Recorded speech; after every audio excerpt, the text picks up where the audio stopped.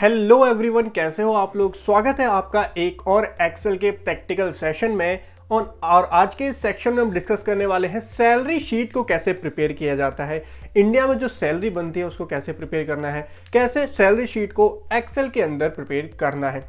देखिए, वैसे अगर आप पेरोल की बात करेंगे तो किसी भी कंपनी में मार्केट में बहुत सारे सॉफ्टवेयर अवेलेबल हैं जो आपको पेरोल प्रिपेयर करके देते हैं। फिर भी अगर आप पूरे इंडिया की ऑर्गेनाइज और अनऑर्गेनाइज सेक्टर्स को ध्यान से समझें तो मोस्ट ऑफ द कंपनीज में, मोस्ट ऑफ द ऑर्गेनाइजेशंस में एक्सेल का ही यूज किया जाता है पेरोल प्रिपेयर करने के लिए। और गाइस, एक्सेल में खाली पेरोल प्रिपेयर करना दैट इज नॉट सफिशिएंट, आपको प्लस माइनस नहीं करना है। जब आप पेरोल प्रिपेयर कर रहे हैं किसी भी कंपनी का या किसी भी ऑर्गेनाइजेशन का, तो पेरोल के अंदर आपको जो है काफ़ी सारे इंडस्ट्रियल लॉज के बारे में भी बेसिक्स जरूर पता होने चाहिए। मैं ये नहीं बोल रहा कि आपको पीएफ ईएसआई पूरा लॉ पढ़ाने वाला हूं मैं, या फिर आपको मैं पूरा बोनस एक्ट पढ़ाऊंगा, लेकिन पूरा ग्रेच्युटी आपको पढ़ाऊंगा नहीं। मैं पूरा आपको पढ़ा भी नहीं सकता एक सेशन के अंदर, क्योंकि हमारा ऑब्जेक्टिव एक्सेल को सीखना है। लेकिन जब हम पेरोल की बात करते हैं ना, जब हम सैलरी प्रिपरेशन की बात करते हैं, तो आपको इनके बेसिक्स पता होने चाहिए कि भाई ईएसआई क्या होता है, पीएफ क्या होता है, प्रोफेशनल टैक्स जो होता है वो क्या होता है, बोनस क्या चीज है, और साथ के साथ हमारी ग्रेच्युटी क्या चीज है, कब ये पे करना होता है। क्योंकि जब तक आप उन चीजों को नहीं समझोगे तब तक आप एक पेरोल प्रिपेयर नहीं कर रहे हो। देखिए, एक्सेल में काम करने का मतलब प्लस माइनस फॉर्मूले लगाना नहीं होता है, उसके साथ साथ आपको प्रोविजंस भी पता होने चाहिए बेसिक्स वाले लॉ के, जो कि हम आज की क्लास में पूरा डिस्कस करेंगे। पूरी कंप्लीट सैलरी शीट आपको बना के दिखाऊंगा कैसे सैलरी शीट प्रिपेयर की जाती है किसी भी कंपनी में, किसी भी ऑर्गेनाइजेशन में। और देखिए, ये पूरा सेशन लेने के बाद ना आप खाली पेरोल प्रिपेयर करना नहीं सीखोगे, सैलरी प्रिपेयर करना नहीं सीखोगे, आप जो है उसके साथ साथ जो उसके स्टैट्यूटरी कंप्लायंसेस होते हैं ना, वो भी, उसका भी आपको बेसिक आइडिया मिल जाएगा। आप किसी इंटरव्यू में जाके बैठोगे ना, तो आपसे वो ये नहीं पूछेगा कि आपको एक्सेल आता है नहीं आता, एक्सेल में पेरोल प्रिपेयर आता है नहीं आता। वो आपसे पूछेगा कि बोनस कितना दिया जाता है, पीएफ कितना दिया जाता है, ईएसआई कितना दिया जाता है। जब तक आपको सारी चीजें पता नहीं होगी ना, जब तक आपको ओवरऑल डेवलपमेंट नहीं होगा। तो हम बात करेंगे आज सैलरी प्रिपरेशन की या फिर पेरोल प्रिपरेशन की, एक्सेल के अंदर कैसे आपको उसको बनाना है, कैसे जो इंपॉर्टेंट स्टैट्यूटरी कंप्लायंसेस हैं उनका ध्यान रखना है, उसकी एडजस्टमेंट को कैसे करना है। चलिए, so guys, this is a excel sheet. ये एक एक्सेल शीट है जो कि हमारे क्लाइंट के लिए मैं यूज करता हूं। मैं आपको बिल्कुल न्यू एक्सेल शीट में पेरोल प्रिपरेशन करना सिखाऊंगा कि कैसे आपको पेरोल प्रिपेयर करना है। देखिए, फॉर्मेटिंग की बात अगर मैं करूं तो फॉर्मेट आप यहां से कॉपी पेस्ट कर सकते हो, और जितने भी प्रैक्टिकल असाइनमेंट हैं, मैं बार बार आपको रिपीट कर रहा हूं, ये सारे असाइनमेंट आपको खुद अपने हाथों से एक बार, दो बार, तीन बार ट्राई करने हैं। ट्राई नहीं करोगे कोई मतलब नहीं है आपका खाली वीडियो देखने का, इसको अपने हाथों से ट्राई करने हैं सारे असाइनमेंट्स को, सारे प्रैक्टिकल सेशंस को, तभी आपके लिए वो बेनिफिशियल होगा और गाइस बहुत काम आएगा लॉन्ग रन में। अगर आप फाइनेंस, अकाउंटिंग या एक्सेल में इस MIS फील्ड में जाना चाहते हो ना, तो ये सारी चीज़ें बहुत काम आएंगी आपके। चलिए, तो सैलरी कंपटीशन सबसे पहले समझते हैं। मैं थोड़ा सा जूम इन कर देता हूँ सो दैट आपको डेटा जो है इजीली दिख जाए। और सबसे पहले तो ऊपर ये बेसिक जो चीज़ें हैं इनको कॉपी पेस्ट करते हैं। फॉर्मेटिंग में कॉपी पेस्ट करते हो, फॉर्मेटिंग में तो कुछ सीखने की चीज़ नहीं है। आप भी अब जब ये प्रैक्टिकल कर रहे हो आप भी कॉपी पेस्ट कर सकते हो। फॉर्मेटिंग में मैं आपको अलाउ करता हूँ कॉपी पेस्ट करना, आपको ही पता होगा, क्योंकि हम फॉर्मेट बनाना नहीं सीख रहे हो। फॉर्मेटिंग में आप अपनी इनोवेटिव तरीके से और अच्छे से भी इसको कर सकते हो, वहाँ कोई रिस्ट्रिक्शन नहीं है। देखो, कैलकुलेशन की बात जहाँ आती है, एक्सेल की बात जहाँ आती है, वहाँ आपको स्ट्रिक्टली जो मैं बता रहा हूँ वही फॉलो करना है, ठीक है। तो हमने ये फॉलो किया। दूसरा, हमको जो है बैकग्राउंड वाइट है तो वाइट बैकग्राउंड कर देते हैं। ये वैसे मैंने आपको बताया हुआ है कैसे किया जाता है। आपको कहाँ जाना है बताओ, आपको जाना है व्यू वाली टैब के अंदर, और व्यू वाली टैब के अंदर आप कहाँ जाओगे, व्यू के अंदर जो आपका शो दिख रहा है, शो के अंदर आपको ग्रिड लाइन्स दिख रही हैं, ग्रिड लाइन्स को आपको अनचेक करना होता है, तो आपकी पूरी शीट जो है वो वाइट हो जाती है। दैट मीन्स जो ग्रिड लाइन्स हैं वो खत्म हो जाती हैं। चलिए, उसके बाद क्या करते हैं, आ जाओ जी, ये हमारा फॉर्मेट है, तो मैं एक बार फॉर्मेट को ना कॉपी कर लेता हूँ। देखो, यहाँ से ये मेरा जो ऊपर का फॉर्मेट है, फॉर्मेट कॉपी कर रहा हूँ, बाकी चीज़ें नहीं कर रहा हूँ, ठीक है ना। चलिए, तो ये चीज़ हमने कॉपी पेस्ट कर ली, ये हमने अपना फॉर्मेट पूरा का पूरा यहाँ पर कॉपी पेस्ट कर लिया। फॉर्मेट सबसे पहले आपको मैं समझा देता हूँ कि भाई पेरोल का फॉर्मेट क्या होता है। और ये हमारी कॉम्पिटिशन शीट है। कौन सी शीट है, नीचे से नाम चेंज कैसे करेंगे, राइट क्लिक करके रीनेम करो और यहाँ पे क्या डालो, बोलो कॉम्प्यूटेशन शीट। ओके सर, ये हो चुकी है हमारी कंपटीशन शीट। अगली शीट पे आओ। स्ट्रक्चर क्या होता है, स्ट्रक्चर समझो पहले। जब तक आप किसी कंपनी के पेरोल को डीपली नहीं समझोगे ना, अच्छे से अंडरस्टैंड नहीं करोगे, तब तक पेरोल या सैलरी नहीं बना पाओगे। सैलरी और पेरोल दोनों एक ही चीज होती है।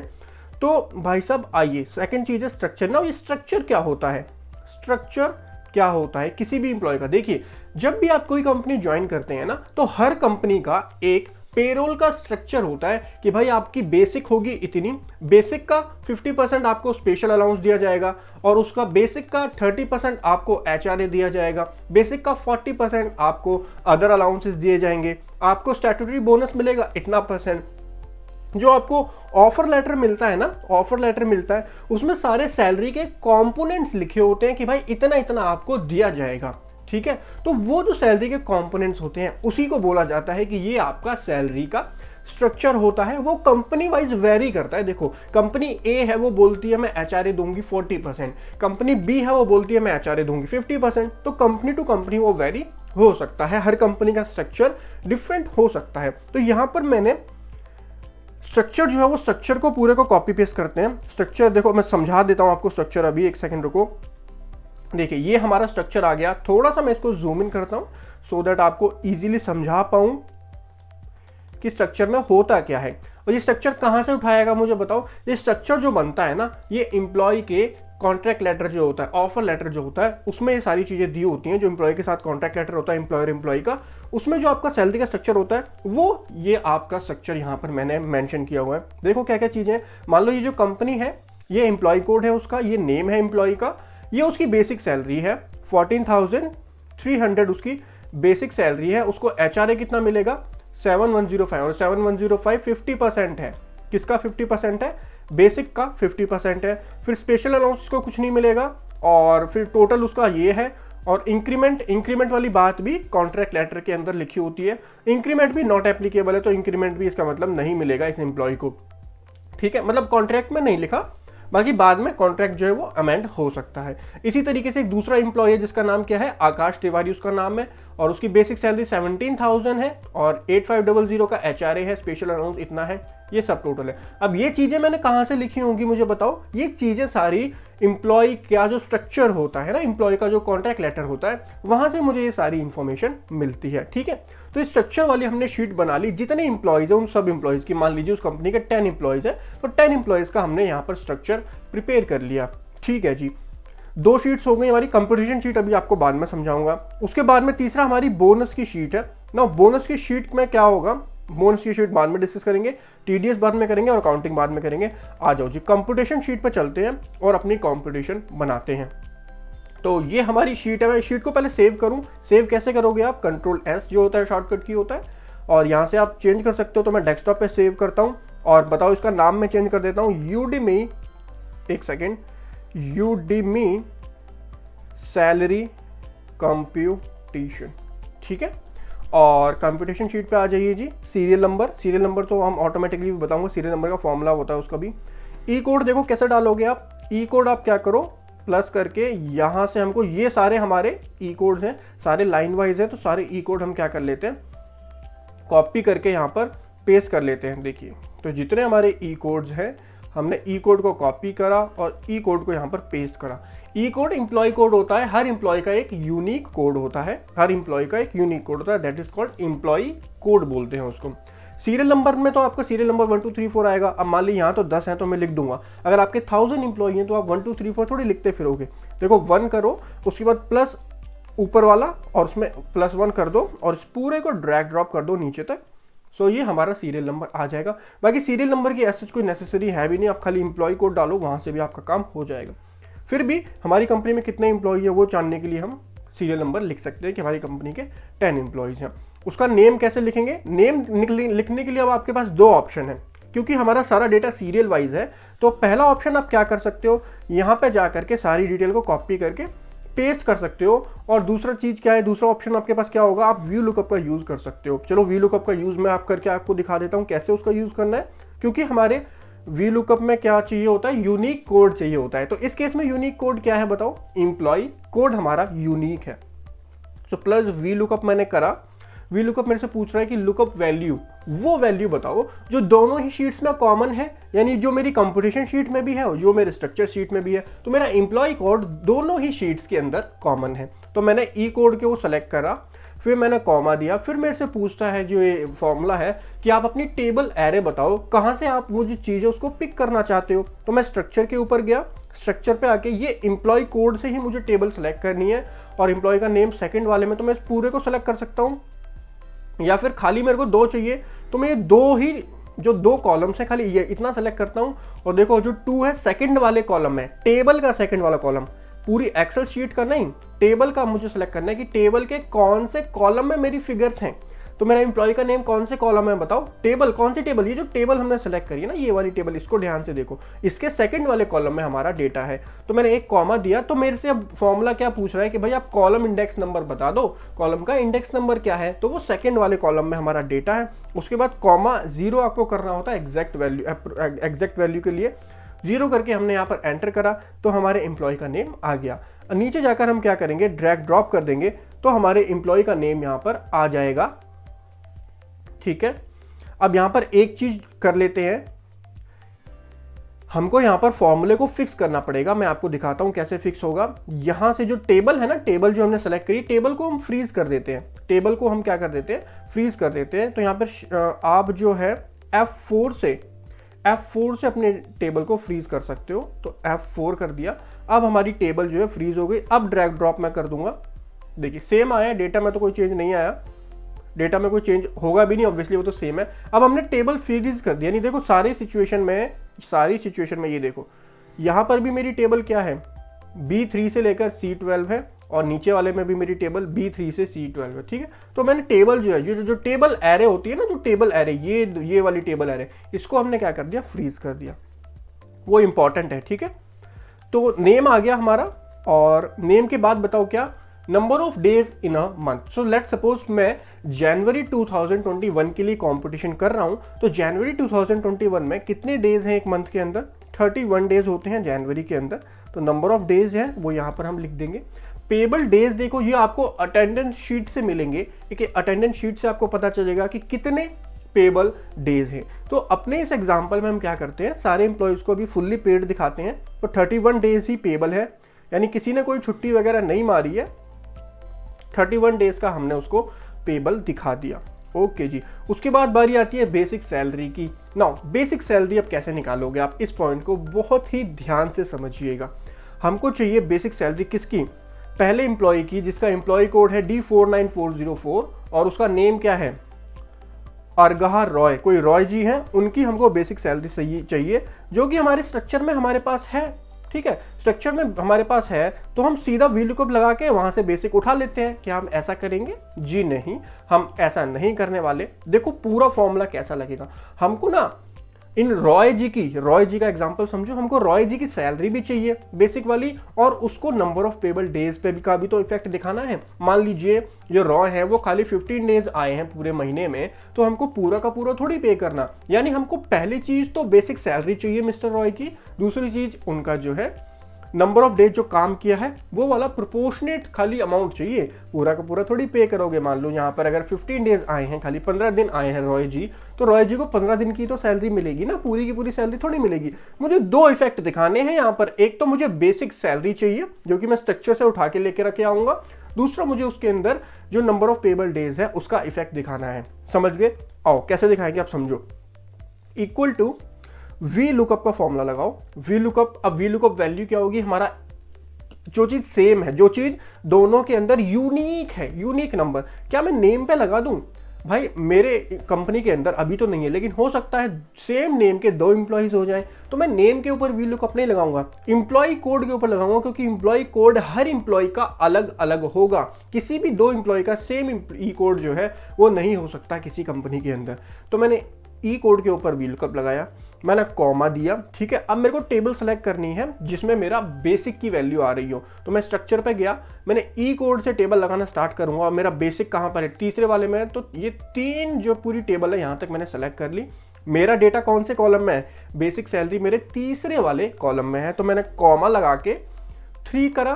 ठीक है। उसके बाद कॉमा लगा के 0 करा एंड देन इसको एंटर कर दिया तो मेरी बेसिक की वैल्यू आ गई। लेकिन रुको, थम जाओ, अभी पहले इस फॉर्मूले को थोड़ा सा ठीक करो। क्या ठीक करोगे मुझे बताओ। वी लुकअप में जो टेबल है, टेबल को क्या करो, फ्रीज करो। जो टेबल हमने स्ट्रक्चर वाली सेलेक्ट करी उसको फ्रीज कैसे करोगे, F4 से फ्रीज करेंगे और F4 से फ्रीज करेंगे। लैपटॉप यूज कर रहे हो तो फंक्शन वाला है वो नीचे वो भी दबा लेना, क्योंकि वहां पे ना फंक्शन इनेबल करने के लिए आपको वो करना पड़ता है। ठीक है, अब हमने क्या कर दिया, हमने जो है अपनी टेबल तो फ्रीज कर दी, लेकिन अभी एक चीज इसमें मिसिंग है। मुझे आप बताओ क्या चीज मिसिंग है। अभी हमने पेबल डेज का इफेक्ट तो यहां पर नहीं दिया है, वो भी हमको देना पड़ेगा। अब उसको बहुत ध्यान से समझो। ये हमारी जो है वो सैलरी आ चुकी है, बेसिक सैलरी आ चुकी है। बेसिक सैलरी को हमको डिवाइड करना है किससे, बोलो। अब मेरे को फॉर्मूला बताओ। यहाँ पर मैं नहीं बताऊंगा, यहाँ पर आप मुझे बताओगे। इस एम्प्लॉय की सैलरी मान लो 14,000 थी ना, शायद 14,000 थी। तो 14,000 में से क्या डिवाइड करूं और मैं क्या मल्टीप्लाई करूं। 14 है, ये थोड़ी मेरी हैंड राइटिंग खराब है। डिवाइड करूंगा number of days in a month, यानी 31। ठीक है, अब ये तो मैं मैथ समझा रहा हूं, यहाँ एक्सेल का कोई रोल नहीं है। Multiply by number of payable days, यानी दिस। और वो मेरा आंसर सेम आएगा क्योंकि डिवाइड मल्टीप्लाई एक ही है, लेकिन हो सकता है ना यहाँ पर कम हो, इसलिए कम भी आ सकता है। आप देखो यहाँ पर क्या फॉर्मूला लगेगा, divided by number of days in a month, यानी डिवाइडेड बाय D6। समझ के, कोई कंफ्यूजन तो नहीं। Multiply by number of payable days, कितना, दिस। इसको क्या करेंगे, एंटर करेंगे। अरे हमारा आंसर तो वही आया, चेंज ही नहीं हुआ। देखो अब कैसे चेंज होगा। मान लो ये जो हमारे रॉय जी हैं ये खाली 15 डेज आए हैं, तो हमने 15 जैसे ही मैं करूंगा सैलरी जो है उनकी कम हो जाएगी। सही बात है, जब कम आएंगे तो उनको कम मिलेगी ना, पूरी सैलरी थोड़ी मिलेगी। लेकिन चलो एग्जाम्पल हमने पूरा डेज पेबल यहाँ पर लिया हुआ है। अब इस फॉर्मूले को क्या करो, नीचे जा करके ड्रैग एंड ड्रॉप कर दो। चलिए अब कंप्यूट करते हैं एचआरए को कैसे कंप्यूट करना है। एचआरए में भी बिल्कुल सेम इसी तरीके से आपको कंप्यूटेशन करनी है। देखिए क्या करोगे आप, सबसे पहले आप वी लुकअप का फॉर्मूला लगाओगे। वी लुकअप, अच्छा मैं ना स्टार्टिंग में प्लस लगाता हूँ तो कंफ्यूज मत हो ना, आप प्लस लगा सकते हो या इक्वल टू लगा सकते हो, वन एंड सेम थिंग है दोनों। ठीक है, वी लुकअप का फॉर्मूला हमने पिक करा और ये करके टैब करा तो मेरा फॉर्मूला आ गया। यहाँ पर मैंने ई कोड सेलेक्ट किया। ई कोड के बाद मेरे से ये पूछेगा टेबल एरे बता दो। मैं स्ट्रक्चर में गया, मैंने एम्प्लॉय कोड से और अपनी टेबल एरे एचआरए यहाँ तक है। और फोर्थ वाली जो मेरे ये टेबल जो मैंने सेलेक्ट करी, इसमें 1 2 3 एंड फोर्थ वाली जो हमारी कॉलम है वहाँ पर हमारा डेटा है। तो कॉमा करके मैंने 4 किया, कॉमा 0 करूँगा तो मेरी वो वैल्यू आ जाएगी। लेकिन यहाँ पर आपको एक काम करना है। क्या काम करना है बताओ मुझे जल्दी से। पहले तो टेबल को करेंगे फ्रीज, तो टेबल को हमने F4 से फ्रीज कर दिया। एंड एक काम और करना है, बोलो साथ के साथ, divided by number of total days multiply bye कितने डेज पेबल है। इस तरीके से हमारी जो है एचआरए कैलकुलेट हो जाएगी सारे एम्प्लॉयज़ की। सेम इसी तरीके से हम स्पेशल अलाउंस भी करेंगे। स्पेशल अलाउंस में भी वी लुकअप का फॉर्मूला लगाएंगे और एम्प्लॉय कोड कॉमा स्ट्रक्चर में गए, हमने एम्प्लॉय कोड से सेलेक्ट किया। कहाँ तक सेलेक्ट करेंगे, स्पेशल अलाउंस तक। और स्पेशल अलाउंस हमारी टेबल जो हमारी हम टेबल बनाई है 5th वाले कॉलम में है, कॉमा 5 कॉमा 0 और हमारी ये आ जाएगी। यहाँ पर भी एक काम क्या करेंगे बोलो, सबसे पहले फ्रीज करेंगे अपनी टेबल को। कैसे करोगे, F4 से फ्रीज करो। ठीक है, उसके बाद क्या करोगे बताओ, divided by number of days in a month multiply by total number of payable days. ठीक, इसको करके यहाँ पर ड्रैग ड्रॉप कर दो। ओटी आ जाओ, ओवर टाइम तो स्ट्रक्चर में नहीं होगा। ओवर टाइम तो देखो हमको जो एम्प्लॉयर जो होता है, एम्प्लॉयर या मैनेजर की मेल से पता चलता है। वो हमको मेल करेगा कि भाई इतने दिन का ओवर टाइम इसको दे दो। तो जिस एम्प्लॉय का ओवर टाइम होगा वो ओवर टाइम हम यहाँ पर, जितने का ओवर टाइम होगा वो ओवर टाइम मैनुअली हमको यहाँ पर ऐड करना पड़ेगा। ठीक है, वो स्ट्रक्चर में नहीं लिखा जा सकता कि कितना आपको ओवर टाइम मिलेगा। ओके जी, इंसेंटिव भी वही है। इंसेंटिव भी हमको कौन बताता है, मैनेजर ही बताते हैं या एम्प्लॉयर है वो बताएगा कितना इंसेंटिव किस एम्प्लॉय को देना है। ठीक है, तो आप क्या करो, इन दोनों में क्या कर सकते हो, 0 0 पुट कर सकते हो। तो मैं 0 0 पुट करता हूँ। यहाँ से यहाँ तक सेलेक्ट करें। सेलेक्ट कैसे करोगे बताओ, कंट्रोल शिफ्ट अप, मैं बताता हूँ आपको। देखो आप सबसे नीचे गए, सबसे पहले यहाँ पे जाकर के आपको क्या प्रेस करना है, कंट्रोल शिफ्ट एंड एरो की में जो अप होता है ना, कंट्रोल शिफ्ट अप सेलेक्ट हो गया। उसके बाद इसको कंट्रोल डी कर दोगे ना। कंट्रोल डी का मतलब क्या होता है, फॉर्मूले को ड्रैग ड्रॉप करने के लिए कंट्रोल डी का यूज किया जाता है। कंट्रोल डी, तो मेरा पूरा 0 आ गया। ठीक है, इसी तरीके से इंसेंटिव को भी कर देते हैं, देखो 0 और नीचे गए, यहाँ से कंट्रोल शिफ्ट अप किया और पूरे को क्या करेंगे, कंट्रोल डी करेंगे, तो कंट्रोल डी हो गया। यहाँ पे ग्रॉस सैलरी हमको यहाँ पर निकालनी है। ग्रॉस सैलरी का बहुत सिंपल फॉर्मूला होगा हमारा, आप सम कर दो सबका, ठीक है, कहाँ से कहाँ तक का सम का एक सिंपल सा फॉर्मूला लगाएंगे, बेसिक से लेकर इंसेंटिव तक का। तो एक सेकेंड, यहाँ तक ये हमारी सम आ जाएगा, जो सम है ग्रॉस सैलरी का वो आ जाएगा, ठीक है। आगे आइए पीएफ। अब पीएफ निकालने से पहले आपको पीएफ का कंसेप्ट समझना जरूरी है। पीएफ ना क्या होता है, जैसे जब एम्प्लॉयर सैलरी देता है एम्प्लॉय को, तो उसको पीएफ काट करके सैलरी देनी होती है। पीएफ के दो कंपोनेंट होते हैं। पीएफ का फुल फॉर्म होती है प्रोविडेंट फंड। सो प्रोविडेंट फंड के दो कंपोनेंट्स होते हैं, एक होता है एम्प्लॉयर का पार्ट, ठीक है, जो एम्प्लॉयर देता है, दूसरा होता है एम्प्लॉय का पार्ट। सो गाइस, पीएफ के कंपोनेंट की बात करें तो 12% यानी 12% जो है वो एम्प्लॉयर को देना पड़ता है, 12% एम्प्लॉय को देना पड़ता है पीएफ। ना ये 12% जो होता है वो किसका होता है, हमारी शीट में समझो हम, क्या हम 12% ग्रॉस सैलरी का निकाले, क्या हम 12% बेसिक और एचआरए का निकाले, क्या 12% हमारा खाली बेसिक का निकलेगा। देखो लॉ में जो लिखा हुआ है, ईपीएफ के लॉ में, वहां पे लिखा है 12% ऑफ बेसिक सैलरी।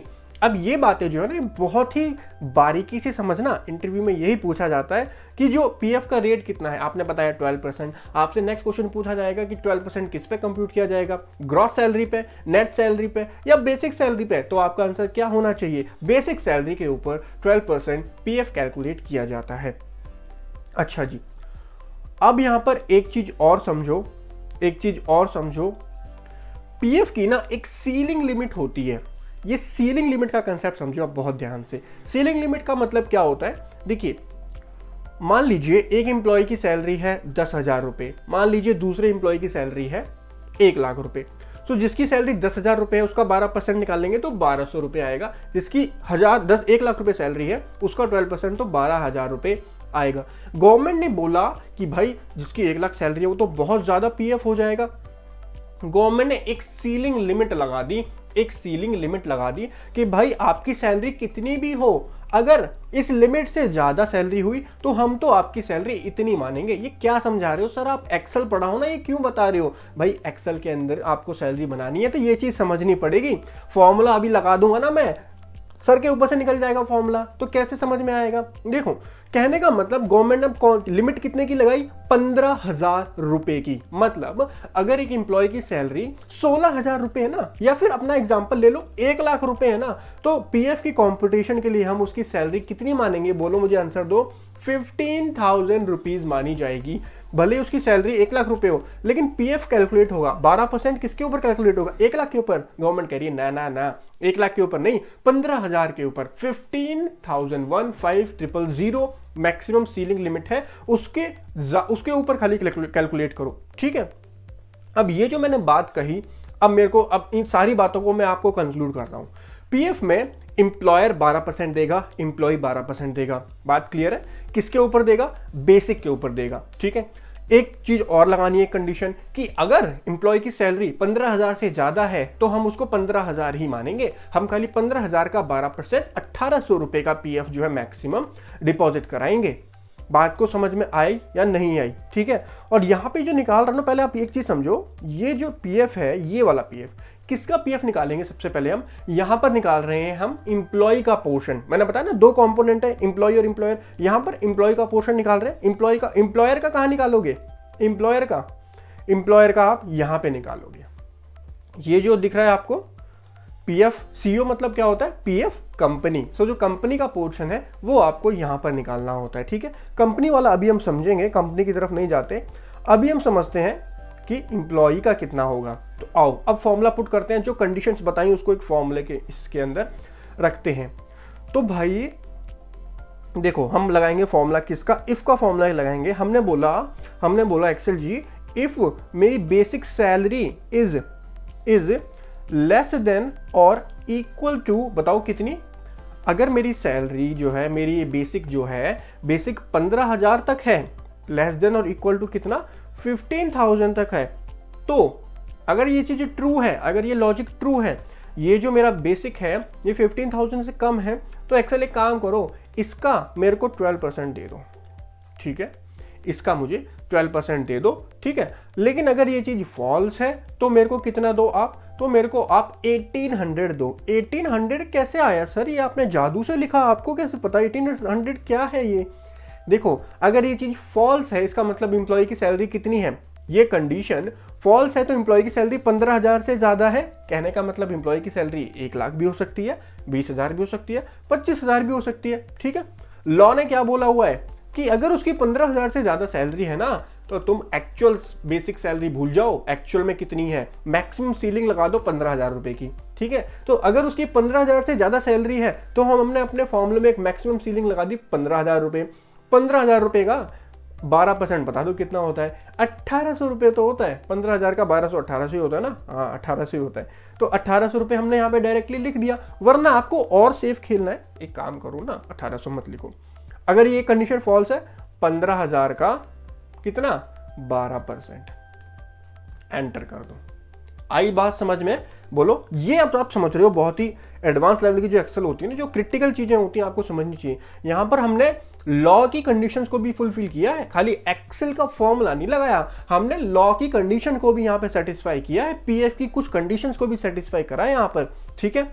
इस फॉर्मूले को कर दो ड्रैग एंड ड्रॉप, ठीक है। तो अब आप एक चीज देखो, जिस इंप्लॉय की सैलरी, अब इसको एक्चुअल समझो, जिस इंप्लॉय की सैलरी ना 15,000 से ज्यादा होगी, उसका ना कितना पीएफ आया होगा बताओ, 1,800 रुपए आया होगा। देख लो एग्जांपल, पहले इंप्लॉय की सैलरी कितनी है 14,300, 14,300। तो देखो 14,000 का 8 उसने कितना 12% निकाल दिया, 1716। दूसरे इंप्लॉय की सैलरी देखो कितनी है, बेसिक 17,000 है। बताओ मेरे एक्सेल ने क्या कैलकुलेट किया होगा, इसको क्या माना होगा, 17,000 है तो उसको क्या मान लो आप, उसको आप 15,000 मान लो। 15,000 का 12% निकाल दो, कितना आएगा 1,800 रुपये आएगा। इतना ही होगा ना, मैं कैलकुलेट कर लेता हूँ यार, इतना ही होगा, सॉरी 12% ना, 12 डिवाइडेड बाय 100, हाँ 1,800 आएगा। 1,800 आ गया। देखो तो जिसकी 15 से कम होगी उसकी तो एक्चुअल बेसिक के बेसिस पे निकलेगी, जिसकी ज़्यादा होगी उसकी 1,800 आ जाएगी। यहाँ पर हमारा फॉर्मूला बिल्कुल ठीक बैठ गया है, ठीक है। पीएफ आपको समझ में आ गया होगा, ओके जी, पीएफ का पार्ट तो आपका हो गया। आ जाइए अब चलते हैं ईएसआई वाले पोर्शन को समझ लेते हैं। ये जो ईएसआई निकला हुआ है हमारा, इस पोर्शन को समझते हैं। देखिए ईएसआई को आप समझो जरा ध्यान से, ईएसआई के भी 2 पोर्शन होते हैं, ईएसआई के भी 2 पोर्शन होते हैं। कौन कौन से 2 पोर्शन होते हैं बताओ। ईएसआई का एक पोर्शन होता है एम्प्लॉयर का, एक होता है एम्प्लॉय का, एक कंपोनेंट एम्प्लॉयर, एक कंपोनेंट एम्प्लॉय। यहां पर अभी हम एम्प्लॉय का डिस्कस कर रहे हैं, ठीक है। एम्प्लॉयर का अभी बताऊंगा नहीं, देखो कॉस्ट टू कंपनी है ना, ये कंपनी के ऊपर बर्डन पड़ता है, कंपनी का खर्चा होता है, उसको भी अभी हम करेंगे, ठीक है। तो एम्प्लॉय और एम्प्लॉयर का यहाँ पर रेट क्या होता है, पीएफ का रेट बताओ। अभी हमने डिस्कस किया पीएफ का रेट क्या होता है, 12% एंड 12%, ठीक है, कोई दिक्कत नहीं है, वहां तो दोनों का सेम ही है। यहां पर ना कम ज्यादा रेट है, देखो कम ज्यादा रेट कितना है, एम्प्लॉय का रेट है 0.75%। मेरे साथ बोलो, एम्प्लॉय का ईएसआई का रेट कितना है 0.75%। एक डिस्क्लेमर, जनवरी 2021 में मैं आपको ये बता रहा हूं, अगर चेंज होता है, इसमें कोई अपडेट आता है, नीचे डिस्क्रिप्शन में जरूर देख लेना, वहां पर मैं अपडेटेड रेट भी दूंगा, ठीक है। अभी का रेट क्या है, एम्प्लॉय का जो रेट है 0.75%, एम्प्लॉय का रेट है 3.75%। टोटल कितना होता है मेरा बोलो, टोटल आपका 4% का ईएसआई जो है वो होता है, ठीक है, जिसमें से एम्प्लॉय कंट्रीब्यूट करता है 0.75, एम्प्लॉयर कंट्रीब्यूट करता है 3.25%। सिंपल। लेकिन यहां पर भी एक कंडीशन लगा दी, यहां पर भी लॉ की एक कंडीशन है जो हमको फुलफिल करनी पड़ेगी। देखो अब आप एक्सेल भी सीख रहे हो और लॉ को भी समझ रहे हो, और जरूरी है दोनों चीजें समझना, क्योंकि जब आप पेरोल प्रिपेयर कर रहे हो ना, तो खाली आप एक्सेल में प्लस माइनस से नहीं कर सकते ना काम, आपको पता होना चाहिए। लॉ में आपको अपडेट रहना पड़ेगा थोड़ा बहुत, ये जो इंडस्ट्रियल लॉ होते हैं इसमें अपडेट रहना पड़ेगा आपको। चलिए ईएसआई की बताइए मेरे को कि ईएसआई एम्प्लॉय का चलो 0.75% है। अब एक कंडीशन जो मैं आपको बता रहा था, जो ईएसआई के अंदर भी लगी हुई है, 21,000 तक आपकी सैलरी है, खाली उसी केस में आपको ईएसआई मिलेगा। मेरे साथ रिपीट करो, कितने की सैलरी, 21,000 की। नो 21,000 की क्या बेसिक, 21,000 का क्या बेसिक या ग्रॉस सैलरी बताओ मेरे को। ईएसआई के अंदर देखो यहां पर कंडीशन लगी हुई है, ईएसआई जो 21,000 में बोल रहा हूं, यहां पर आपने जो लगाया 12% कैलकुलेट किया, 12% कैलकुलेट किया, वो किसके ऊपर किया था? इतनी छोटी छोटी चीजें हैं ना, कोई नहीं बताने वाला, कोई नहीं बताने वाला। जब सीखोगे ना, करोगे, जब करोगे किसी कंपनी में जाके, तभी समझ में आती है ये सारी चीजें कि भाई ओहो, पीएफ में हमको निकालना होता है बेसिक के ऊपर, ईएसआई में हमारी सैलरी निकलती है ग्रॉस के ऊपर। समझ रहे हो, ये बहुत इंपॉर्टेंट चीजें होती है, इसको हल्के में बिल्कुल मत ले लेना कहीं से भी। ईएसआई जो निकलेगा वो किसके ऊपर निकलेगा, जल्दी से बोलो मेरे को। इसके ऊपर निकलेगा, ग्रॉस सैलरी के ऊपर निकलेगा। ठीक है, यहां पर कंफ्यूज नहीं होना। ओके जी, ग्रॉस सैलरी के ऊपर निकलेगा। और मैक्सिमम लिमिट कितनी है? 21,000। गवर्नमेंट ने बोला कि अगर एक एम्प्लॉय की सैलरी 21,000 तक है, 21,000 तक है एक एम्प्लॉय की सैलरी, उसी को खाली मिलेगा ईएसआई। बाकी आप उसके बाद आप ईएसआई के लिए एलिजिबल नहीं हो। यानी मेरी सैलरी एक कंपनी में अगर 1 लाख रुपए पर मंथ है, क्या मैं ईएसआई के लिए एलिजिबल हूं? Answer is no. मुझे ईएसआई कितना मिलेगा? 0। और ईएसआई मिलता नहीं है। पहली बात, मैं आपको दोनों का कंसेप्ट समझाता हूं। पीएफ क्या होता है ना, पीएफ एक कंट्रीब्यूशन होता है, एक आपका फंड होता है। गवर्नमेंट ने बोला यार हमारे इंडिया में लोग ना पैसा सेव नहीं करते हैं, हम ना एक प्रोविडेंट फंड बनाएंगे जहां पर हम ना लॉ के अंदर लिख देंगे कि लोग खुद एम्प्लॉयर एम्प्लॉय दोनों कंट्रीब्यूट करें, और जब कुछ टाइम के बाद जो है एम्प्लॉय को वो पैसा मिल जाएगा। ठीक है, रिटायरमेंट के टाइम पे चाहो तो रिटायरमेंट के टाइम पे मिल जाएगा, बाकी बीच में भी आप विड्रॉल कर सकते हो। पीएफ का ये कंसेप्ट था। ईएसआई क्या होता है? ईएसआई होता है एम्प्लॉय स्टेट इंश्योरेंस। ठीक है, ये इंश्योरेंस होता है, इसका पैसा किसी को मिलता नहीं है, इसका पैसा गवर्नमेंट के पास जाता है, और इसमें आपको मेडिकल फैसिलिटीज मिलती हैं। ईएसआई की जो फैसिलिटीज होती है ना, ईएसआई की जो डिस्पेंसरीज होती हैं, हॉस्पिटल्स होती हैं, वहां पर जाके आप क्या करा सकते हो, अपना इलाज वगैरह, मेडिसिन वगैरह, मेडिकल जो आपको जो भी मेडिकल वो होती है फैसिलिटी, वो आपको दी जाती है ईएसआई के अंदर। तो ये आपको कोई फंड नहीं है, ये पैसा आपको वापस नहीं मिलेगा 5 साल बाद या 10 साल बाद। ये पैसा जो आपका एक तरीके से आपका खर्चा होता है। ठीक है, दोनों का ही, एम्प्लॉयर का भी और एम्प्लॉय का भी। तो अभी हम बात कर रहे हैं एम्प्लॉय की, तो बात हुई थी क्या, 21,000 तक सैलरी है तभी आपको मिलेगा, वरना आपको नहीं मिलेगा। अब हमको ये सारी चीजें इसमें डालनी है। कौन कौन सी चीजें? पहला, सैलरी 21,000 से कम है तब उसका ईएसआई निकालो। ईएसआई कितना निकलेगा? एम्प्लॉय का निकाल रहे हैं तो 0.75 निकलेगा। ठीक है, और किसके ऊपर निकलेगा? बेसिक पे नहीं निकलेगा, ग्रॉस के ऊपर निकलेगा। बात समझ में आ गई? चलिए फॉर्मूले में पुट करते हैं सारी कंडीशंस को। मैंने इफ का एक प्यारा सा फॉर्मूला लगाया, और इफ फॉर्मूले में मैं क्या बोलूंगा, gross salary is less then का साइन है, लेस देन और इक्वल टू कितना? 21,000। तो एक्सेल एक काम करो, अगर ये कंडीशन सेटिस्फाई होती है तो मेरे एम्प्लॉय को क्या मिलेगा? ईएसआई मिलेगा। बात समझ में आ गई?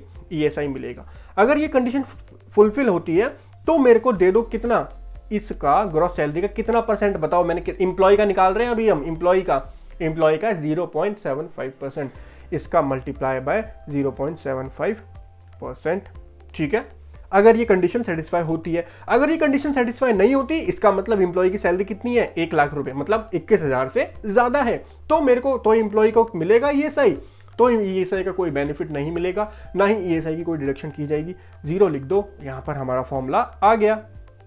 पूरे को ड्रैग ड्रॉप कर दो। ओहो, खाली 3 एम्प्लॉय हैं जिनकी सैलरी 21,000 से कम है, और उसकी 21,000 से कम सैलरी है, तो सैलरी, ग्रॉस सैलरी का उसको कितना मिला होगा बोलो? 0.75%। मतलब मिला नहीं होगा, ये खर्चा ये ईएसआई को पे करना पड़ता, ईएसआई की पेमेंट करनी पड़ती है। सो चलो देख लेते हैं। देखो ग्रॉस सैलरी इन तीनों की कितनी है? 21,000 से कम है, 19,000 के आसपास है। बाकी सबकी देखो 21,000 से ऊपर वाले की, फर्स्ट वाले की भी 21 था, थोड़ा सा रह गया है, 400 रुपये से रह गया, वरना इसको भी मिल जाता। बाकी सबकी सैलरी देखो 21,000 से ज़्यादा है, तो हमारा यहाँ पर 0 फिगर आ रही है। ठीक है, ये चीज़ समझ गए? ओके, पीएफ समझ गए, ईएसआई समझ गए। अब समझो TDS. What is this TDS? Tax deducted at source. ये क्या होता है? देखिए, सरकार ने बोला, अब ये सारे अपना लॉ की बातें पढ़ रहे हो, सरकार ने बोला कि ना जो एम्प्लॉय है, एम्प्लॉय अपना टैक्स जो है वो कब देगा? बाद में देगा। देखो अभी जो ईयर चल रहा है इसके अगले साल में वो टैक्स देगा। सरकार ने बोला कि भाई एम्प्लॉयर आप एक काम करो, एम्प्लॉयर से बोला, एम्प्लॉयर से बोल रही है सरकार, एम्प्लॉयर एक काम करो, आपके ऊपर हम एक लायबिलिटी बना रहे हैं। किस चीज की? इनकम टैक्स के अंदर आपके ऊपर एक लायबिलिटी बना रहे हैं टीडीएस काटने की। टीडीएस होता क्या है? टीडीएस का मतलब होता है जब भी कोई पर्सन पेमेंट कर रहा है ना किसी को, तो पेमेंट के टाइम पे वो डिडक्शन कर लो। ठीक है, सरकार ने बोला हुआ है। तो सरकार ने बोला, सरकार गई एम्प्लॉयर के पास, एम्प्लॉयर मेरी बात सुनो, तुम जो पेमेंट करते हो ना सैलरी की, किसको सैलरी दी जाती है? एम्प्लॉय को जो तुम सैलरी देते हो, सैलरी देने से पहले ना उनका टीडीएस काट लो। टीडीएस काट लो। टीडीएस कैसे काटोगे? अब उसके लिए अब टीडीएस कितना कटेगा, टीडीएस की अमाउंट क्या होगी, टीडीएस का फॉर्मूला क्या होगा, वो मैं आपको आज के सेशन में नहीं बताऊंगा। उसके लिए आपको एक दूसरा सेशन लूंगा, दूसरे सेशन में हम डिस्कस करेंगे कि सैलरी के ऊपर टीडीएस कैसे निकाल। बहुत आसान होता होगा नहीं? One of the biggest practical session होगा आपका कि टीडीएस के ऊपर, सैलरी के ऊपर टीडीएस कैसे निकाला जाता है। वहां पर आपको इनकम टैक्स के थोड़े बहुत बेसिक प्रोविजन समझने पड़ेंगे, तब जाके आप निकाल पाओ। एक्सेल में ही निकालेंगे वो भी हम, तब जाके आप निकाल पाओगे सैलरी के ऊपर टीडीएस कैसे निकाला जाता है। वैसे स्लैब रेट क्या होती है मैं बता देता हूँ। स्लैब रेट के अकॉर्डिंग होता है। स्लैब रेट्स क्या होती हैं? इनकम टैक्स ना एक स्लैब रेट के अकॉर्डिंग कैलकुलेट किया जाता है इंडिया के अंदर। अगर आपकी इनकम 2.5 लाख तक है तो आपके ऊपर कोई टैक्स नहीं लगेगा। 2.5 लाख से 5 लाख है 5% लगेगा। उस 5 लाख से 10 लाख है 20%, और 10 लाख से ज़्यादा तो 30% टैक्स लगेगा। तो टैक्स निकाल करके उसका एक एवरेज निकाल लो, एक महीने में कितना आ रहा है। जितनी आसानी से मैं बोल रहा हूँ इतना आसान है नहीं, बहुत कॉम्प्लेक्स कैलकुलेशन होती है उसकी, वो यहाँ पर डाल दो। तो ये मैं डालने नहीं वाला। मैं क्या करूँगा, जो मैंने आपको बोला था टीडीएस की शीट बाद में समझाऊंगा, ये मैंने निकाला हुआ है हर एम्प्लॉय का। तो इसका सबका कंट्रोल सी करके एक नई शीट बना देते हैं, यहाँ पर पेस्ट कर देते हैं टीडीएस की अमाउंट, ठीक है, और यहाँ पर रीनेम कर देते हैं। ये हमारी टीडीएस की शीट हो गई और इसको यहाँ पर पुट कर देते हैं यहाँ पर, ठीक है। अब टीडीएस की वैल्यू के लिए सिंपली हम वी लुकअप का एक फॉर्मूला लगा देते हैं। वी लुकअप का फॉर्मूला, और कहाँ से उठाएंगे हम, ये हमारा एम्प्लॉय कोड जो यूनिक वैल्यू होती है। वी लुकअप के फॉर्मूले में तो कोई दिक्कत नहीं होगी मेरे हिसाब से, अब लगा लोगे आप। और यहाँ से लेकर टेबल एरे कौन क्या उठाना है, टीडीएस। तो लास्ट में कौन सा कॉलम है, 4th नंबर कॉलम है, (4,0) एंटर, ठीक है। टीडीएस की वैल्यू आ गई। यहाँ पर भी फ्रीज कर दो आप टेबल को। तो टेबल हमारी यहाँ से स्टार्ट है, तो इसको हम फ्रीज कर देते हैं एंड ओके, ठीक है। देन इसको ड्रैग ड्रॉप कर दो आप, तो हमारा जो भी टीडीएस है वो आ गया। तो ये ऑटोमेटिकली मतलब मैंने वहीं से कैलकुलेट किया है, जो हमारी शीट थी ना वहाँ से हमने इसको कैलकुलेट किया है। देखो, as per TDS calculation utility, वहाँ से मैंने कैलकुलेट करके लाया हूँ। उसका डिटेल सेशन होगा, वहाँ पे समझेंगे कैसे इसको कैलकुलेट किया जाता है।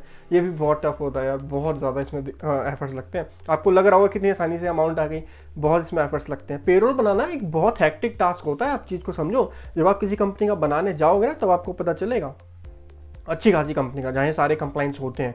अब जहाँ जिस कंपनी पे, अब एक चीज़ को ध्यान से समझो, मैं आपको समझा तो रहा हूँ इतनी बड़ी बड़ी चीज़ें, पीएफ, ईएसआई और ये और वो। छोटी छोटी कंपनी नहीं, छोटी जो ऑर्गेनाइजेशंस होती हैं, जो प्रोप्राइटर वगैरह होते हैं, उनके ऊपर ये एप्लीकेबल भी नहीं होता, पीएफ ईएसआई नहीं होता, क्योंकि सबके लिए कंडीशन होती है कि भाई 10 से ज़्यादा एम्प्लॉय, 20 से ज़्यादा एम्प्लॉय, तभी खाली आपको पीएफ ईएसआई काटना होता है। लेकिन भाई मैं आपको उस बेसिस पर थोड़ी सिखाऊंगा, मैं तो जो सबसे बेस्ट होगा, जो सबसे हायर लेवल का जो कंपटीशन होगी वो सिखा के चलूंगा। मैं आपको ये थोड़ी सिखाऊंगा, ऐसे तो मैं ये कुछ सिखाऊँ नहीं आपको, खाली बता दूँ बेसिक सा और ऐड करके फॉर्मूले थोड़ी बताने आया हूँ आपको।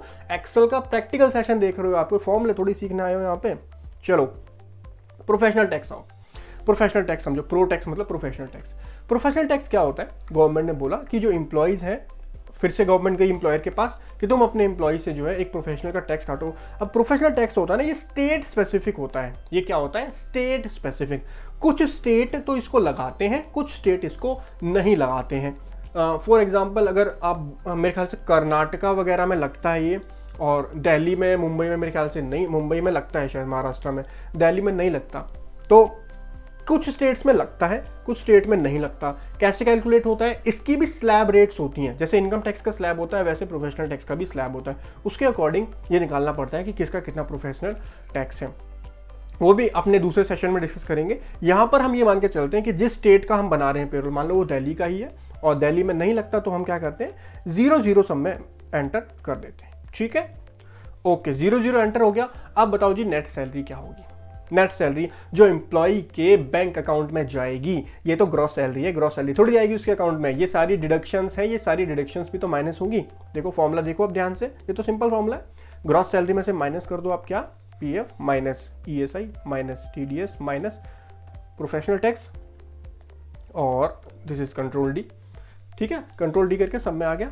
और देखो हम नेट सैलरी, ग्रॉस सैलरी कितनी थी, 21,404, और 19,688 जो है इसकी नेट सैलरी है। अब नेट सैलरी को ना कुछ और टर्म्स में भी बोला जाता है, इसलिए अभी कहीं आप सुनो हो आपने तो कंफ्यूज ना हो। नेट सैलरी को कहीं कहीं बोला जाता है इन बैंक सैलरी, कहीं कहीं बोला जाता है इन हैंड सैलरी, कहीं कहीं बोला जाता है कैश सैलरी, कैश सैलरी वैसे नहीं बोला जाता आजकल, इन बैंक का यूज़ किया जाता है या फिर इन हैंड यूज़ किया जाता है, मतलब जो आपके बैंक अकाउंट में आ रही है। ये ग्रॉस सैलरी तो ये तो आपकी ग्रॉस सैलरी है। इन हैंड कितनी है?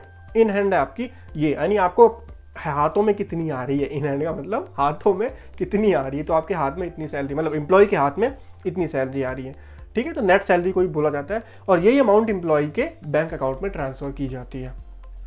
ओके, ये तो एम्प्लॉय की बात हुई। अब एम्प्लॉयर के भी तो कुछ खर्चे होते हैं। एम्प्लॉयर के खर्चे कौन कौन से होते हैं? मैंने आपको बताया था पीएफ के 2 कंपोनेंट होते हैं। कौन कौन से कंपोनेंट बताओ? एक एम्प्लॉयर का और एक एम्प्लॉय का। एम्प्लॉय का तो मैंने यहाँ पर लिख दिया था 12%, एम्प्लॉयर का भी मैंने आपको बताया था सेम होता है दोनों का, 12% और 12%। तो यहाँ पर हम दोबारा कैलकुलेशन करें, कोई ज़रूरत नहीं है दोबारा कैलकुलेट करने की। जो एम्प्लॉय का शेयर होगा वही एम्प्लॉयर का शेयर होगा, ठीक है। तो ये इसको एंटर कर दिया, मतलब समझ गए ना मैंने क्या किया? मैंने इक्वल टू करके ये वाला जो सेल है ईपीएफ वाला, इसी को यहाँ पर लिख दिया। मैंने कहा जो वैल्यू वहाँ है वही वैल्यू मेरी यहाँ है, ठीक है। ओके, कंट्रोल डी, ठीक। तो जो हमारा एम्प्लॉय का शेयर है वही हमारा एम्प्लॉयर का शेयर है। उसके बाद एक चीज हमारी आती है, इसको समझो ध्यान से। पीएफ जो है एम्प्लॉयर का वो तो हमने निकाल लिया। पीएफ का खर्चा भी होता है कुछ, पीएफ का खर्चा भी होता है। पीएफ का खर्चा देखो कितना होगा। पीएफ एक्सपेंस होता क्या है? गवर्नमेंट बोलती है कि भाई पीएफ तो आप दे ही रहे हो, एम्प्लॉयर 12% दे रहा है, एम्प्लॉय 12% दे रहा है, लेकिन एम्प्लॉयर हमको ना मेंटेन करना पड़ता है। सरकार बोल रही है हमको इतने सारा मेंटेन करना पड़ता है, अपने पूरे डिपार्टमेंट को लगाना पड़ता है। पीएफ का डिपार्टमेंट होता है तो उसके एडमिन के खर्चे होते हैं। 1% हमको चाहिए एडमिन का खर्चा। कितना परसेंट चाहिए? 1%। मैं फिर से डिस्क्लेमर दूंगा, रेट्स जो होते हैं हो सकता है आगे जाके चेंज हो।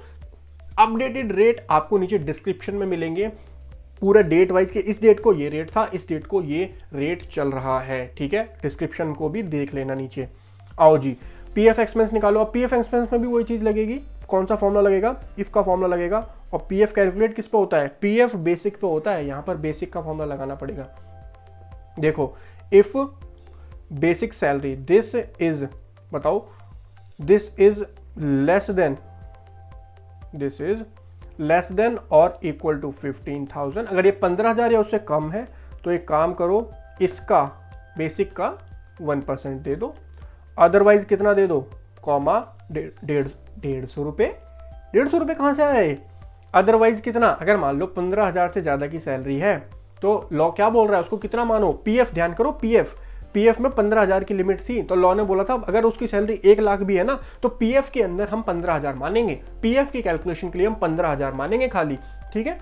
15,000 का 1% निकालो, कितना आएगा? 150 रुपीज़ आएगा। वरना आपको और अच्छे से समझना है तो 15,000 का 1% कर दो, ज़्यादा टेंशन ना लो। लेकिन कोई बात नहीं, 150 रुपये कर दो, क्योंकि 15,000 का 1% 150 तो आएगा यार, ठीक है। एंटर कर दो तो हमारी वैल्यू आ जाएगी। देखो बिल्कुल ठीक आई है, नहीं आई है? 14300। 15,000 से कम है? हाँ 15,000 से कम है। इसका 1% कितना होगा? 143 आया हमारा आंसर, ठीक है। तो आंसर आप वेरीफाई भी कर सकते हो। दूसरे वाले में 150 क्यों आया होगा? क्योंकि उसकी सैलरी 15,000 से ज़्यादा होगी। देखो 17,000 है, 15 से ज़्यादा है तो कितनी सैलरी मानेंगे पीएफ के लिए? 15,000 का 1% 150, ठीक है। ओके, नेक्स्ट आओ, अब निकाल रहे ये कॉस्ट टू कंपनी की कॉस्ट है, ठीक है। कंपनी का पीएफ निकाल लिया, कंपनी का पीएफ का खर्चा निकाल लिया। अब ये चीज़ भी आपको शायद आपने कहीं ना पढ़ी हो, लेकिन ये भी पीएफ एक्ट के अंदर लिखा हुआ है कि जो एम्प्लॉयर है उसको देना पड़ेगा ये खर्चा। ईएसआई कंपनी कैसे निकालोगे आप? देखो सिंपल सा फॉर्मूला बताओ। 2 कंपोनेंट पढ़े थे हमने ईएसआई में, कंफ्यूज तो नहीं हो रहा ना ईएसआई और पीएफ में? ईएसआई में 2 कंपोनेंट पढ़े थे, कौन कौन से? एम्प्लॉयर का कंपोनेंट कितना था? बोलो 3.25। एम्प्लॉय का कंट्रीब्यूशन कितना था? 7.5 नहीं 0.75, ठीक है। टोटल 4% जो है वो ईएसआई का रेट होता है, जिसमें से 0.75 एम्प्लॉय देता है और 3.75 एम्प्लॉयर देता है। अगर आपको समझना है ना कि किसका शेयर कितना होता है, एम्प्लॉयर ज़्यादा देता है, समझ लो, ठीक है। तो 3.25 तो ध्यान रहेगा और एम्प्लॉयर का है वो। तो आओ अब इसको निकालेंगे कैसे? दोबारा फॉर्मूला लगाऊं? अरे फॉर्मूले की ज़रूरत क्या है? ये ईएसआई देखो, ये ईएसआई किसका है बताओ मुझे, आंसर दो। ये वाला ईएसआई किसका है जो मैंने सेलेक्ट किया है? ये एम्प्लॉई का है, ठीक है। इसको डिवाइड करो एम्प्लॉय के शेयर से। एम्प्लॉय का शेयर कितना था? 0.75। बोलो परसेंट। परसेंट को छोड़ो, 0.75 ही करो। एम्प्लॉय का शेयर कितना था 0.75, एम्प्लॉयर का कितना है बताओ 3.25, मल्टीप्लाई बाय 3.25। ये तो मैथ की कैलकुलेशन है ना, यहाँ पे कंफ्यूजन नहीं हुए। देखो नहीं आया, और आ गया मतलब सॉरी, क्योंकि जीरो था इसलिए जीरो आया है मैं भी कंफ्यूज हो रहा हूँ तो क्योंकि इसमें इसको ESI नहीं मिला होगा तो इसलिए जीरो, दोनों का जीरो आया, किसी का ESI नहीं बनेगा। ठीक है, तो ये कंट्रीब्यूशन हो गया भाई ESI का, एम्प्लॉयर का और एम्प्लॉय का। ठीक है जी, ये पूरा कंट्रीब्यूशन हो गया। तो देखो ये 0.75 है और ये उसका 3.25% आ गया। ग्रेच्युटी समझो, अब ग्रेच्युटी क्या होता है और ग्रेच्युटी कैसे निकाली जाती है। देखिए ग्रेच्युटी जो है वो एम्प्लॉय को दी जाती है, एक तरीके से गिफ्ट होता है वो एम्प्लॉय के लिए ना, कि तुमने कंपनी को इतना सारा प्रॉफिट करवाया, इतने तुम कंपनी के साथ में रहे, तो अब तुमको एक गिफ्ट मिलेगा। गिफ्ट आ जाओ अपनी शीट में, ये हमारी शीट है। तो सरकार ने बोला कि ना ये जो एम्प्लॉयर होते हैं ना, जो मालिक होते हैं ना, बड़े ही कामचोर होते हैं, बड़े निकम्मे होते हैं, अपने एम्प्लॉय को बिल्कुल कुछ नहीं समझते। वो 50 साल की नौकरी करके जाता है तब भी कुछ नहीं देते हैं ये। सरकार को ये बात बुरी लग गई, उन्होंने बोला कि हमने ग्रेच्युटी एक्ट बनाया है, ग्रेच्युटी एक्ट। और ग्रेच्युटी एक्ट में क्या लिख दिया कि एम्प्लॉयर बात सुनो, एम्प्लॉयर बात सुनो, तुमको ना एक फॉर्मूला बताया, इसके अकॉर्डिंग देना पड़ेगा ग्रेच्युटी अगर कोई भी एम्प्लॉय तुम्हारे यहाँ 5 साल से ज्यादा काम करता है। मेरे साथ बोलो, बात समझ में आई नहीं आई? कितने साल से ज्यादा काम करता है? 5 साल से ज्यादा कोई एम्प्लॉय काम करता है तो उसको तुमको ग्रेच्युटी देनी पड़ेगी। ठीक है, ग्रेच्युटी देनी पड़ेगी। उसका सरकार ने एक फॉर्मूला बता दिया, भाई ये फॉर्मूला है, इसके अकॉर्डिंग ग्रेच्युटी निकाल लो। ठीक, आइए फॉर्मूला तो गवर्नमेंट ने जो बताया, उस फॉर्मूले को अगर हम डिराइव करके ना एक परसेंटेज निकल के आई उस फॉर्मूले को। वैसे फॉर्मूला है 15/26, समझ लो 15 divided by 26 multiply by last drawn salary multiply by last drawn salary, 15 divided by 26 multiply by last drawn salary. ये फॉर्मूला होता है into completed year of service. यार sorry into completed year of service भी होता है साथ में, वो पूरा फॉर्मूला होता है। लेकिन उस फॉर्मूले का एक रिजल्ट पता है क्या आता है? 4.81। एक मिनट मैं चेक कर लूँ 4.81 ही है। हाँ, ग्रेच्युटी का रेट है 4.81। किसका? ग्रेच्युटी भी निकलती है बेसिक के ऊपर। ठीक है, तो where is our basic, this is our basic into 4.81 and enter. Perfect. Oh sorry, यहाँ पे कंट्रोल D कर दिया, यानी ड्रैग ड्रॉप कर। अरे 4.1 नहीं है, 4.1% है। रुको एक मिनट, बताते भी तो नहीं हो ना तुम, बताते भी तो नहीं हो परसेंट, एंड ड्रैग ड्रॉप। ठीक है, ग्रेच्युटी निकल करके आ गया। अब आ जाओ बोनस। बोनस भी कौन देता है? देखो ग्रेच्युटी भी खाली एम्प्लॉयर देता है, ग्रेच्युटी में एम्प्लॉय का कोई शेयर नहीं होता। बोनस भी खाली एम्प्लॉयर देता है, वहां पर भी एम्प्लॉय का कोई शेयर नहीं होता है। बोनस की कैलकुलेशन अब समझ लो। आ जाओ जी बोनस के पार्ट पे आ जाओ। This is our bonus. Bonus की शीट को मैं कॉपी करके यहाँ पर पेस्ट करता हूँ और समझाता हूँ आपको बोनस कैसे कैलकुलेट होता है। Rename bonus. So this is bonus और ये सारे एम्प्लॉयज हैं। और सबसे पहले ये हमारी ग्रॉस सैलरी आ रही है। ठीक है, बोनस होता क्या पहले उसको समझो। सरकार ने बोला कि भाई एम्प्लॉयर लोग, आप इतना कमा रहे हो, इतना अर्न कर रहे हो, किसकी वजह से अर्न कर रहे हो? आप अर्न कर रहे हो एम्प्लॉय की वजह से। हर साल ना एम्प्लॉय को एक बोनस दे दिया करो, एक बोनस। और वो बोनस कितना बताया उन्होंने बताया 8.33% ऑफ ग्रॉस सैलरी। 8.33% कम से कम दो आप, कम से कम 8.33% ऑफ सैलरी उसको बोनस दो, और मैक्सिमम आप 20% तक दे सकते हो, यानी उसकी सैलरी का 20% तक आप दे सकते हो। उसकी कैलकुलेशन कैसे करनी होगी उसको यहां पर जरा ध्यान से समझो, बहुत ही ध्यान से समझो। सबसे पहले देखो, ये इसका फॉर्मेट मैं समझा देता हूँ, जूम कर देता हूँ, आपको थोड़ा अच्छे से समझ में आए। अब शायद आपको ठीक दिख रहा होगा।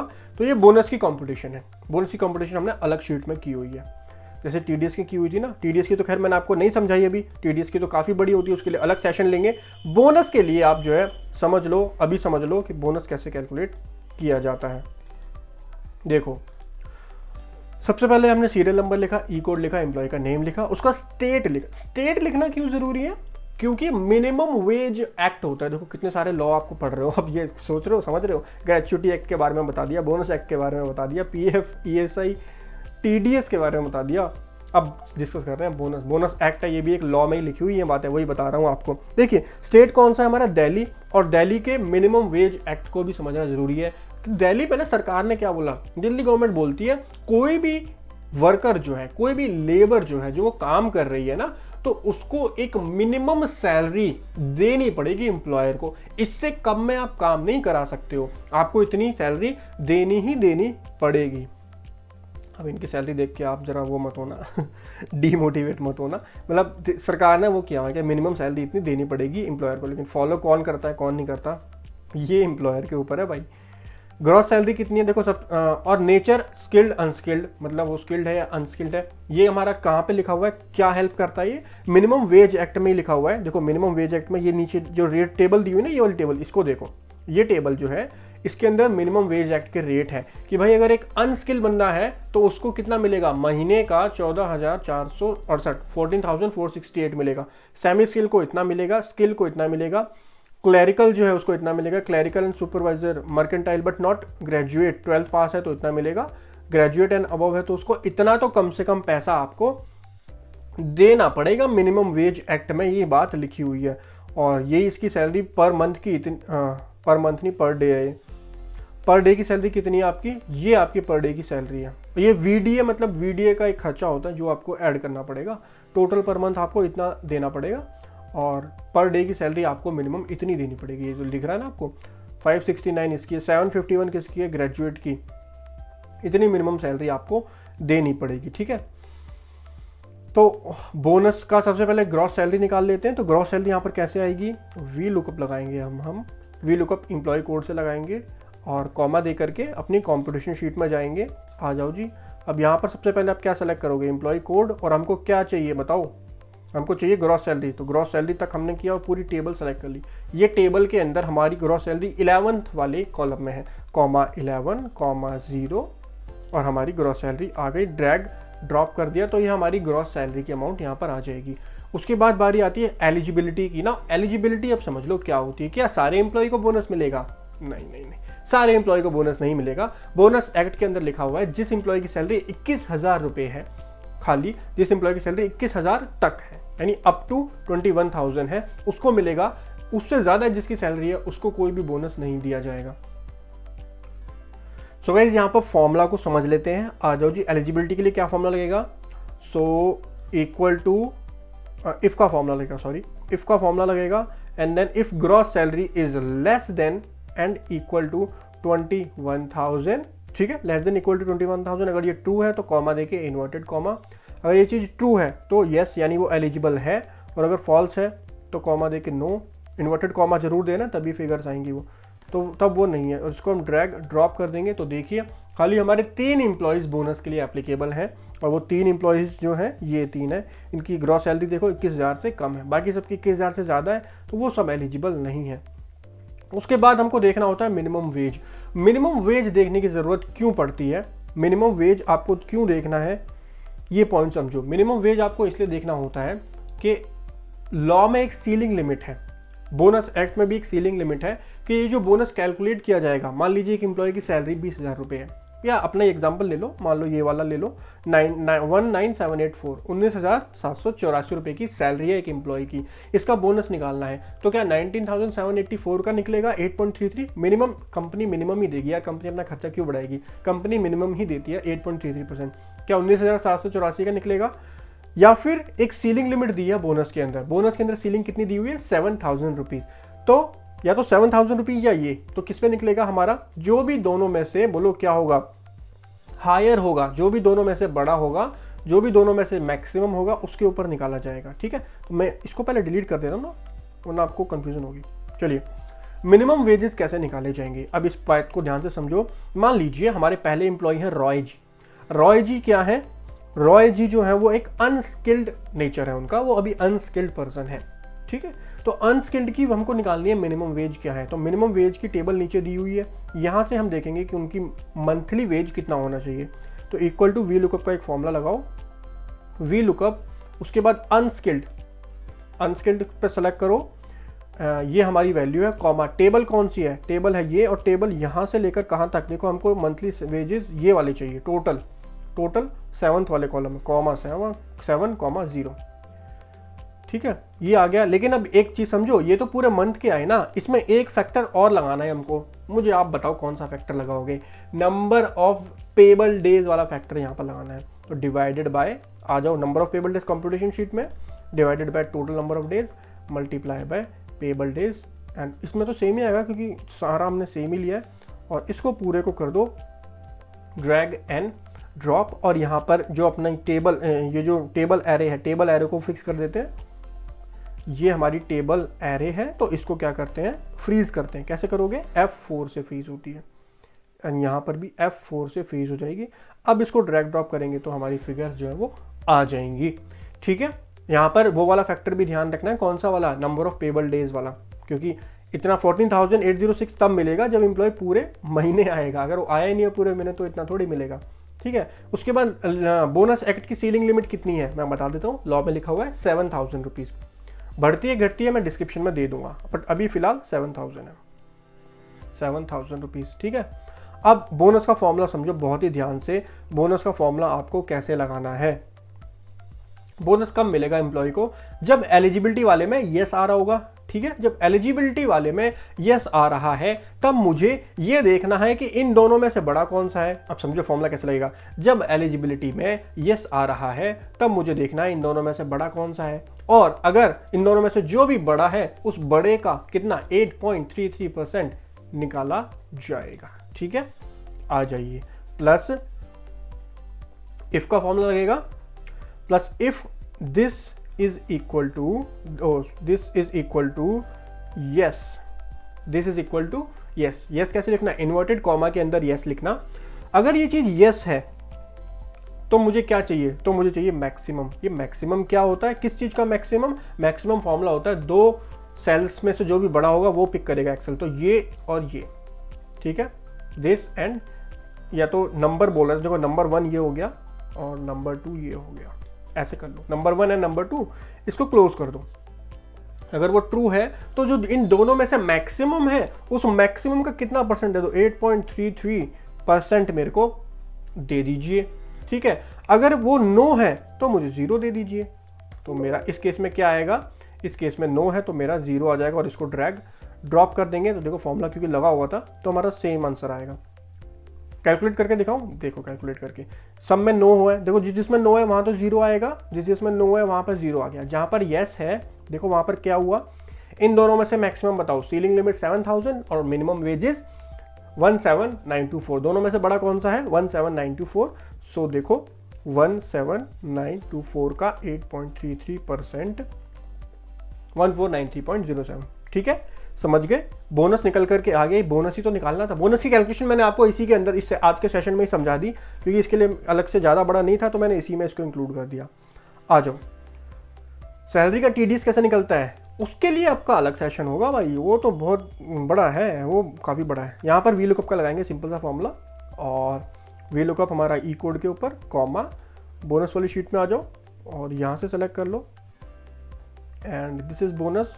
9th वाले कॉलम में कॉमा 9 कॉमा 0, और फ्रीज कर लेते हैं अपने उसको। भाई यार रुक जाओ, फ्रीज करो। सो यहाँ से फ्रीज होगा वी लुकअप बोनस, हाँ यहाँ से अपनी टेबल फ्रीज होगी, तो ये फ्रीज होगी एंड ये फ्रीज होगी, ठीक है। एंड इसको ड्रैग ड्रॉप कर लो, तो ये 3 एम्प्लॉयज़ का ही हमारा बोनस भी निकल करके आ रहा था, ठीक है। उसके बाद निकलेगा CTC। अब CTC क्या होता है समझो। CTC का मतलब फुल फॉर्म होती है कॉस्ट टू कंपनी, यानी एक कंपनी को कितना खर्चा पड़ा, एक एम्प्लॉय से वो काम करवा रही है तो उसको एम्प्लॉय का खर्चा कंपनी के ऊपर कितना पड़ा। जो सैलरी दी है, सैलरी खर्चा थोड़ी होता है, उसके ऊपर से ये सारे खर्चे भी तो होते हैं। तो यहाँ अब ये कैसे निकाला जाएगा मुझे बताओ, इसकी कैलकुलेशन कैसे की जाएगी आप मुझे ये बात बताइए। सॉरी, देखिए इसकी कैलकुलेशन आपको कैसे करनी है। फॉर्मूला आप बहुत ध्यान से देखना। ग्रॉस सैलरी में प्लस कर दो, ग्रॉस सैलरी में प्लस कर दो जो कंपनी ने पीएफ दिया वो इसमें प्लस कर दो, जो कंपनी का पीएफ का खर्चा है वो प्लस कर दो, कंपनी का ईएसआई का खर्चा प्लस कंपनी जो ग्रेच्युटी देगी प्लस कंपनी जो बोनस देगी, एंड एंटर कर दो। दिमाग में एक क्वेश्चन तो नहीं आ रहा, यहाँ पर एक क्वेश्चन तो नहीं आ रहा कि मैंने ग्रॉस सैलरी क्यों लिया, मैंने नेट सैलरी क्यों नहीं लिया। अरे बाबा, कंपनी ने तो इतना खर्चा करा ना, कंपनी ने तो 21,404 रुपये दिए ना, इतना एम्प्लॉय के पास क्यों मूचा? ये जो पैसा है ना पीएफ का, ये पीएफ का पैसा भी तो एम्प्लॉय का ही है। अभी पीएफ का पैसा एम्प्लॉय का ही तो है भाई, ये एम्प्लॉयर का थोड़ी है। तो कंपनी का खर्चा तो कितना हुआ? 21,404 रुपये, जो कि उसने सैलरी दी है, ग्रॉस सैलरी। ये सारा खर्चा उसके सर पर पड़ा है स्टैट्यूटरी लॉ के कंप्लाइंस की वजह से। और इन सबको क्या कर दो, अरे ड्रैग ड्रॉप करना है यहाँ से यहाँ तक। उसके अलावा कोई रिमार्क्स आपका बनता है वो आप यहाँ पर लिख सकते हो। और अब थोड़ी सी फॉर्मेटिंग इसकी कर देते हैं। कैलकुलेशन तो हो गई पूरी, फॉर्मेटिंग देख लो। यहाँ पूरे को सेलेक्ट करो और पूरे को सेलेक्ट करने के बाद क्या करना है आपको, यहाँ पर बॉर्डर जो है इसके लगाने। बॉर्डर लगाने के लिए मैंने वैसे आपको शॉर्टकट की बता रहा हूँ, सुनो ध्यान से। Alt+H+B+A, क्या वर्ड यूज़ किया हमने? Alt+H+B+A। बाकी अगर आपको माउस से लगाना है तो यहाँ पर माउस से लगा के दिखा देता हूँ आपको। आप पूरा सेलेक्ट करो ये वाली टेबल, ऊपर जाओ, होम वाले पे जाओ। होम के अंदर आपको ये बॉर्डर्स फॉन्ट में दिख रहे होंगे बॉर्डर, और यहाँ पे ऑल बॉर्डर दिख रहा है, ऑल बॉर्डर कर दो, ठीक है। या फिर आपको थिक बॉर्डर करना है तो आप थिक बॉर्डर भी कर सकते हो। देखो यहाँ पे क्लिक करके, और थिक बॉर्डर का मतलब होता है जो साइड साइड में कॉर्नर वाले बॉर्डर थोड़े थिक हो जाएंगे। ऐसे ही इसके भी थिक कर देते हैं, थिक वाला थोड़ा, मतलब बीच में हमने ऑल बॉर्डर कर दिया, ऊपर थिक बॉर्डर कर दिया। ये तो फॉर्मेटिंग है, ठीक है, ये हो गया। और आगे ये भी बचा है, इसको भी फॉर्मेटिंग कर देते हैं। पहले पूरे को कर देते हैं ऑल बॉर्डर, तो Alt+H+B+A। और फिर अगर थिक बॉर्डर करना है, थिक बॉर्डर का होता है Alt+H+B+T। वैसे मुझे पता है, बाकी आप ऊपर से भी कर सकते हो, यहाँ से भी कर सकते हो, ठीक है। एंड रिमार्क्स वाले में कर देते हैं Alt+H+B+A, Alt+H+B+A, Alt+H+B+T, ठीक है। ये भी हो गया हमारा। अब एक छोटी सी फॉर्मेटिंग और ठीक कर देते हैं। ये तो नंबर ऑफ डेज है, ये जो रुपीज़ में अमाउंट है ना, इसको कन्वर्ट कर देते हैं रुपीज़ में, सारा रुपीज़ में। ये ऊपर से होता है, देखो नंबर वाले कॉलम के अंदर होता है। एंड यहाँ पर भी इसको रुपीज़ में कन्वर्ट कर देते हैं, ये रुपीज़ में कन्वर्ट हो गया।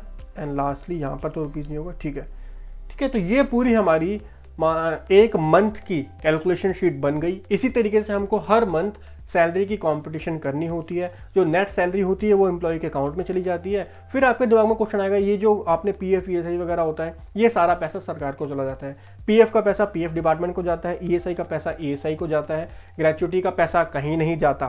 ध्यान से सुनो अब बात को, ग्रेच्युटी का पैसा आपको कहीं नहीं देना होता, ग्रेच्युटी का पैसा एम्प्लॉयर के पास में ही रहता है।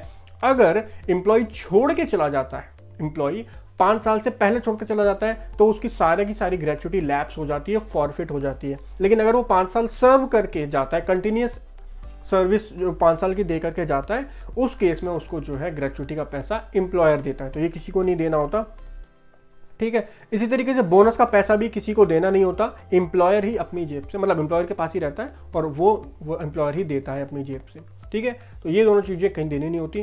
बाकी पीएफ ईएसआई और ये खर्चे जो होते हैं, और जो टीडीएस वाला खर्चा और पीटी वाला खर्चा, ये सारा सरकार को देना पड़ता है, ठीक है। ये सारी तो इनकम टैक्स की और उन सारे सब लॉज की कंप्लाइंसेस होती हैं। सैलरी की कंपटीशन एक्सेल में हमने पूरी कर ली है। This is the complete session, कैसे आपको एक्सेल के अंदर सैलरी की कंपटीशन करनी होती है। गाइस होप सो ये सेशन आपको इंफॉर्मेटिव लगा होगा। कोई भी आपका डाउट रहता है, किसी भी पॉइंट में आपकी कोई भी क्वेरी रह जाती है, कोई फॉर्मूला आपको समझ नहीं आया, कोई भी चीज़ समझ नहीं आई, आप मेरे को नीचे Q&A वाले सेक्शन में मेंशन कर दो, आपको रिप्लाई मिल जाएगा। And guys that's all for today. मिलते हैं अपने अगले प्रैक्टिकल सेशन में। Thank you so much for watching, have a great time, bye bye. हंसते रहिए और मुस्कुराते रहिए।